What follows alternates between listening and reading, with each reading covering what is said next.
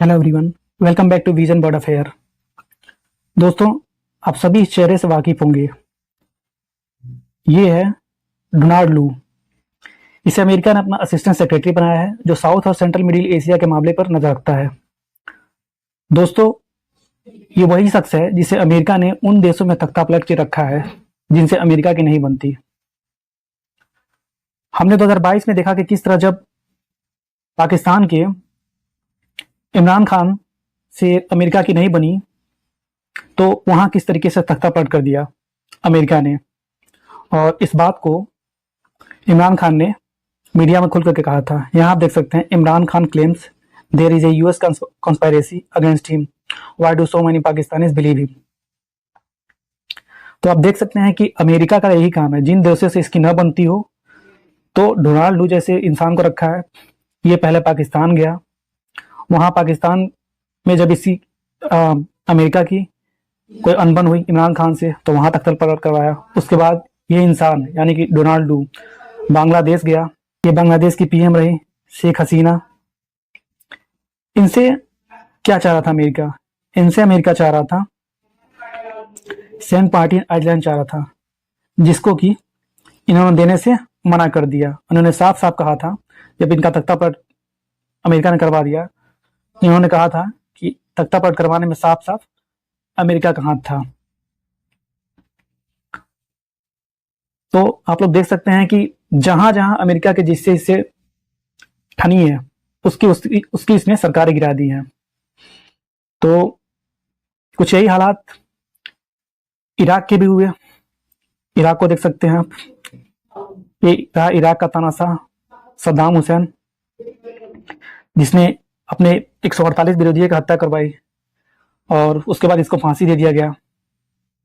और ऐसा बताया जाता है कि यहाँ भी तख्ता पलट में अमेरिका का ही हाथ था। यहाँ आप देख सकते हैं, रिवील्ड, इस बात का खुलासा हुआ है, how the West set Saddam on the bloody road to power. यहाँ पढ़ सकते हैं कि यहाँ भी जो तख्ता पलट हुआ था उसमें भी अमेरिका का ही हाथ था। इसी तरीके से यहाँ भी तख्ता पलट किया। और ये रहे यूक्रेन के प्रेसिडेंट जेलेंस्की। इन भाई साहब को अमेरिका ने किस तरीके से युद्ध में धकेला, और जिस तरीके से रूस से इसका संघर्ष जारी है, पूरी दुनिया इस चीज को देख रही है। तो अमेरिका का यही काम है कि बस इसका किसी तरीके से जो वेपन है ना, वो बिकना चाहिए। और वेपन कैसे बिकेगा? जब तक दो देश आपस में लड़ेंगे नहीं, तब तक इसका वेपन बिका नहीं। तो अमेरिका कुल मिला जुला के एक ऐसा कंट्री है, आप कह सकते हैं कि अमेरिका पे बात सही बैठती है कि ऐसा कोई सगा नहीं जिसको हमने ठगा नहीं। तो ये अपने हथियार को बेचने के लिए किसी भी हद तक जा सकता है। जैसा कि मैं आपको बताना चाहूंगा कि दुनिया का जो 60% जो आर्म्स है, वो अकेले अमेरिका एक्सपोर्ट करता है। और इनको अब टक्कर देना स्टार्ट कर दिए हैं रूस और चीन। यही वजह है कि रूस और चीन से इनकी नहीं बनती है, और अमेरिका की इन दोनों देशों से 36 का आंकड़ा हमेशा रहता है। अब तक जो अमेरिका ने किया है, उस हिसाब से अब कयास ये लगाए जा रहे हैं कि क्या अब ईरान की बारी है कि जैसे और देशों में इसने तख्ता पलट कराया, उसी तरीके से क्या क्या ईरान में अपना प्रभुत्व अमेरिका स्थापित करना चाहता है। तो कई सारे कयास लगाए जा रहे हैं कि अब क्या अब ईरान की बारी है। तो आइए एक बार थोड़ा सा हम ईरान के बारे में देख लेते हैं। तो वर्ल्ड मैप पे ये रहा ईरान। ईरान की जो टोटल 13 जो बाउंड्रीज है, वो देशों से लगती है, जिसमें से इसकी जो 6 बाउंड्रीज हैं वो बॉर्डर लैंड है। कौन कौन? Pakistan, Afghanistan, Turkmenistan, Azerbaijan, Armenia और ये रहा टर्की। ये जो 6 कंट्री हैं, इनसे इसका बॉर्डर लैंड ये साझा करता है। इसके अलावा 7 कंट्री ऐसी हैं जिसकी सीमा जो है ईरान की, मतलब जो समुद्री सीमा जिससे मिलती है, उसमें कौन कौन है? इराक पहला, Kuwait, Qatar, UAE, Oman, Saudi Arab, और कतर के जस्ट बगल में यहीं पे पड़ जाता है बहरीन। तो ये 7 ऐसे समुद्री देश हैं जिनकी सीमा ईरान से लगती है। तो ये तो हमने ईरान को मैप में देखा, ये कितने इसके बॉर्डरलैंड मिल रहे हैं कंट्री से, कितनी इसकी समुद्री सीमा कितने देशों से लगती है। अब कुछ सवाल बनते हैं कि क्या ईरान ने इजराइल पर अटैक करके वाकई में अपने गर्दन में फंदा डाल लिया है? तो इसके पीछे बहुत सारे सवाल खड़े होते हैं। तो आइए वो देखते हैं वो सवाल क्या है, कौन कौन से हैं। तो पहला सवाल हमारा बनता है कि क्या ईरान इजराइल युद्ध के पीछे अमेरिका का हाथ है? जैसा कि मैंने आपको बताया कि पाकिस्तान, बांग्लादेश और बहुत सारे कंट्रीज हैं जहाँ पे अमेरिका की जब नहीं बनी है तो इसने तख्ता कराया है। तो क्या यहाँ पर भी कुछ ऐसा चाह रहा है? तो ये सवाल मेरे 5 रखे हुए हैं। दूसरा सवाल देखते हैं, क्या अमेरिका ईरान पर कब्जा करना चाहता है? तीसरा सवाल, आखिर क्यों अमेरिका के निशाने पर है ईरान? चौथा सवाल, आखिर क्यों ईरान पर अपना प्रभुत्व स्थापित करना चाहता है अमेरिका? पांचवा, मध्य पूर्व में अमेरिका के लिए सबसे बड़ी चुनौती क्यों है ईरान? तो इस वीडियो में जानेंगे इन्हीं सवालों के हम जवाब। वीडियो काफी इंटरेस्टिंग होने वाला है, तो वीडियो में आप अंत तक मेरे साथ बने रहिएगा। वीडियो को स्टार्ट करते हैं। तो दोस्तों, मैं आपको थोड़ा फ्लैशबैक में लेके चलता हूं। हमास चीफ इस्माइल हानिया की हत्या के बहुत पहले से जो अमेरिका है, इसकी नजर ईरान पर है। और एक्सपर्ट ऐसा बता रहे हैं कि ईरान में वर्तमान शासन को अमेरिका खतरा मानता है और इसे जो है अमेरिका बदलना चाहता है। अमेरिका ने ईरान के ऊपर भारी प्रतिबंध लगा रखे हैं, जिससे ईरान को बड़ा आर्थिक नुकसान हो रहा है। और ईरान की राजधानी तेहरान में हमास के राजनीतिक प्रमुख इस्माइल हानिये की हत्या के बाद मध्य पूर्व में युद्ध शुरू होने का खतरा बढ़ गया था। जाहिर सी बात है, उसके घेर को मारा था तो ये चीज तो होना ही होना था। तो ईरान ने इजराइल पर आरोप लगाते हुए हत्या का बदला लेने की कसम खाई थी और ईरान ने साफ कहा था कि वह इजराइल के अंदर कार्रवाई करेगा। इस बीच अमेरिका ने भी इस जंग में कूदने की बात कही थी, क्योंकि बहुत बड़ी इकोनॉमी इनकी संभालते हैं इजराइल वाले। और शुरू से ये देखा गया है कि जो अमेरिका रहा है वो हमेशा से इजराइल का सपोर्ट किया है। तो इजराइल पे कोई आफत आए और अमेरिका उसका साथ ना दे तो ऐसा हो ही नहीं सकता। और कहीं ना कहीं जैसा कि मैंने आपको बताया कि एक अपना प्रभुत्व स्थापित करना चाहता है अमेरिका ईरान के ऊपर, तो इसीलिए इसने बात कह दी थी कि अगर लड़ाई होती है तो इस जंग में हम भी कूदेंगे। अमेरिका ने कहा था कि अगर ईरान ने हमला किया तो वह इजराइल की मदद करेगा, और जैसा कि हम सब देख रहे हैं अमेरिका खुल के उसकी मदद कर रहा है। इस पूरे मामले को विशेषज्ञ अमेरिका की बड़ी योजना का हिस्सा बता रहे हैं। जैसा कि मैंने आपको बताया, रक्षा विशेषज्ञ कमर अगा का कहना है कि इजराइल लंबे समय से हानिये को ट्रैक कर रहा था, लेकिन यह ऑपरेशन बिना अमेरिका की मदद के संभव नहीं था। आखिर क्यों अमेरिका कब्जा करना चाह रहा है ईरान पर? तो कमर अगा का कहना है कि अमेरिका का मुख्य उद्देश्य ईरान में सत्ता परिवर्तन कर वहां अपनी मर्जी की सरकार स्थापित करनी है। इसके लिए सीधे हमला नहीं किया जा सकता है, लेकिन अगर ईरान इजराइल पर कार्रवाई करता है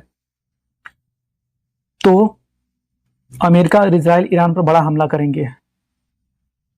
यही वजह है कि मैंने लिखा हुआ है कि इस पे जो ईरान ने हमला किया ना इजराइल पे, ये हमला करके इसने अपने सर को ओखली में खुद डाल दिया है।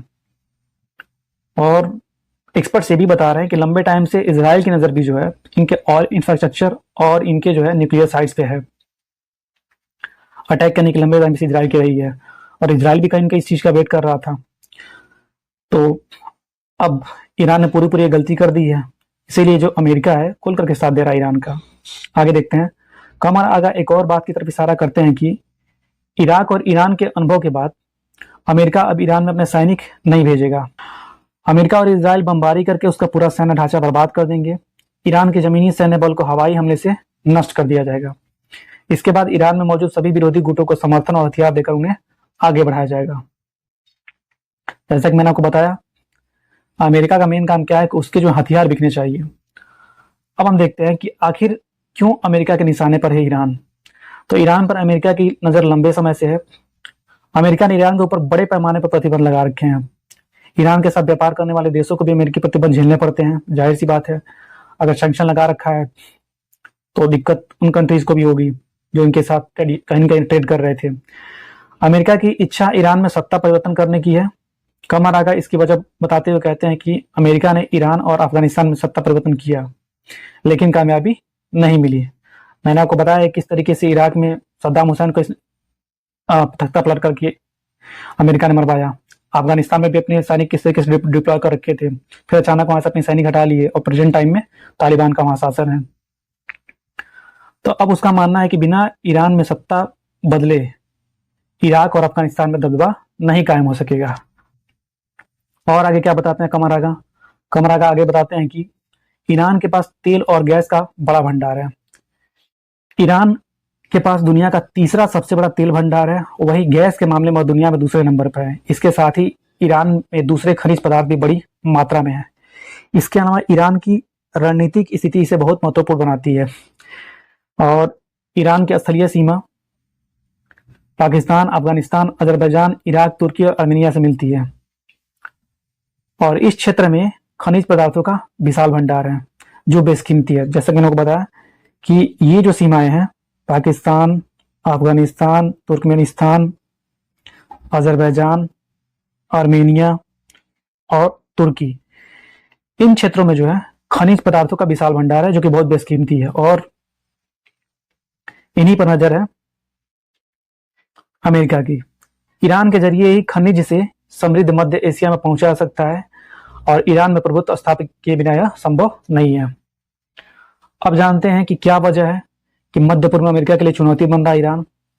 मध्य पूर्व में ईरान ने प्रतिरोधी की धुरी के नाम से चरमपंथी संगठनों की बड़ी ताकत तैयार कर ली है और जैसा कि हमने देखा है कि यमन में हूती है जो एक आतंकवादी संगठन है। ये अक्सर जो भी कार्गो शिप्स वगैरह जाती हैं, चाहे अमेरिका की हो चाहे ब्रिटेन की हो, ये उन पर अटैक कर देते हैं और उसको लूट भी लेते हैं। तो अभी हाल ही में हमने देखा कि किस तरीके से अमेरिका ने साथ में यूके ने भी हूतियों पर किस तरीके से बमबारी करी, किस तरीके से एयर स्ट्राइक करी। और लेबनान में हिजबुल्लाह है। इराक के अंदर चरपंथी समूहों को ईरान का खुला समर्थन है। हम इस चीज को देखेंगे कि हिजबुल्लाह को किस तरीके से लेबनान में सपोर्ट किए सब और किस तरीके से जो हमास का हाल किया वही हाल इजराइल ने लेबनान में हिजबुल्लाह का किया। इराक के अंदर चरपंथी समूहों को ईरान का खुला समर्थन है जिन्होंने क्षेत्र में अपनी मजबूत उपस्थिति स्थापित की है। जाहिर सी बात है यहाँ के लोग भी सपोर्ट करते हैं और कहीं ना कहीं राजनीति से लेकर के हर चीज में इनका यहाँ दबदबा है जो भी यहाँ का आतंकवादी संगठन इन देशों में। और अमेरिका के लिए यह समूह बड़ी चुनौती साबित हो रहे हैं। इसके साथ ही ईरान ने सऊदी अरब जैसे अमेरिकी सहयोगियों से भी इस क्षेत्र से अमेरिका को बाहर करने की बात कहता है। तो अब देख सकते हैं कि ईरान जो है सऊदी अरब जैसे कंट्री से मतलब कहता है कि अमेरिका को भी इन एरिया से दूर रखो।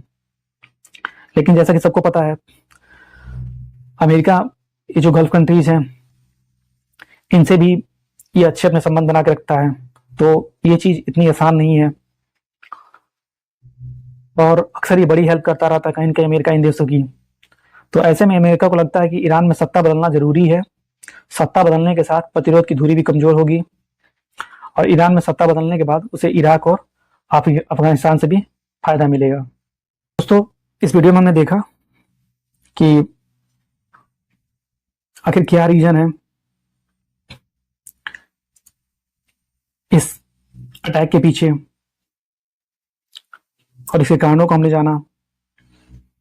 तो वीडियो अगर आपको अच्छा लगा हो तो वीडियो को लाइक करें, चैनल को सब्सक्राइब करें, बेल आइकन दबाना ना भूलें ताकि जो भी लेटेस्ट अपडेट्स हैं वो आपको मिलती रहें। तो मिलते हैं नेक्स्ट वीडियो में कुछ नए अपडेट्स के साथ। तब तक के लिए थैंक यू।